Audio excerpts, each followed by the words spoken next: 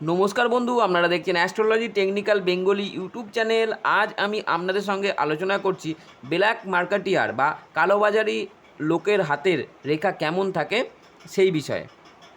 চলুন মেন বিষয় শুরু করি।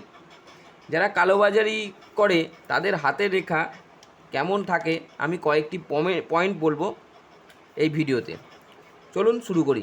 1 নম্বর পয়েন্ট, শিরোরেখা চন্দ্রের দিকে গিয়ে থেমে যায়। এই শিরোরেখা চন্দ্রের দিকে গিয়ে থেমে যায় যারা কালোবাজারি করে সেই সমস্ত ব্যক্তিদের।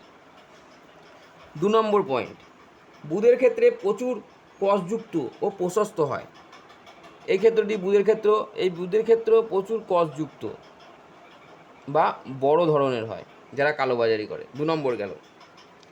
3 নম্বর পয়েন্ট, বৃহস্পতি বা রবির ক্ষেত্র খুব প্রশস্ত হয়ে থাকে। এই ক্ষেত্রটি বৃহস্পতির ক্ষেত্র আর এই ক্ষেত্রটি রবির ক্ষেত্র।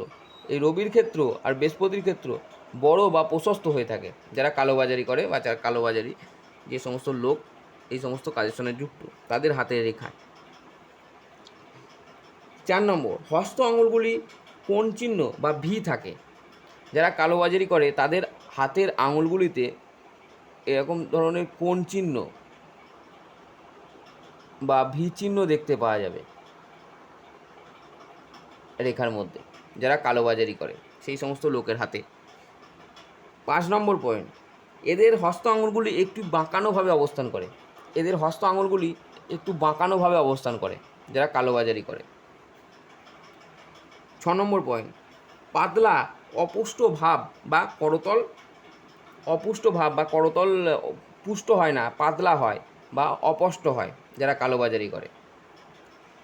চন্দ্রের ক্ষেত্রে অশুভ বা চন্দ্রের ক্ষেত্রে ক্রস চিহ্ন বা তিল চিহ্ন বা স্পট চিহ্ন দেখতে পাওয়া যাবে যারা কালোবাজারি করে। চন্দ্রের ক্ষেত্রে তাদের খুব শুভ হয় না, অশুভ হয় যারা কালোবাজারি করে। 8 নম্বর পয়েন্ট, কাটা কাটা দাগ থাকে হৃদয় রেখাতে।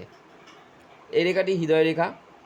এই হৃদয় রেখাতে যারা কালোবাজারি করে তাদের এরকম কাটা কাটা দাগ চিহ্ন দেখতে পাবেন যারা কালোবাজারি করে। 8 নম্বর পয়েন্ট, শনি বা বৃহস্পতিতে স্পট চিহ্ন দেখতে পাবেন।